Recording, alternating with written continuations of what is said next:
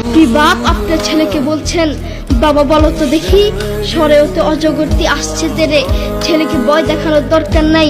আপনি আপনার ছেলেকে এগুলা কেন শিখাচ্ছেন?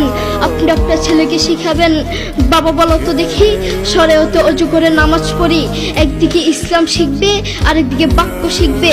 আপনি আপনার ছেলেকে কিছু কবিতা শিখাচ্ছেন, বাবা বলো তো দেখি ওই দেখা যায় তাল গাছ ওই আমাদের গা, ওইখানেতে বাস করে কানা বগিচা, ও বগিতি খাস কি পান্তা ভাত চাষ কি, পান্তা আমি পাই না পুঁটি মাছ, পান্তা আমি খাই না পুঁটি মাছ পাই না, একটা যদি পাই ধরে গাবুস কুবুস খাই, গাবুস কুবুস খাওয়া লাগবে না।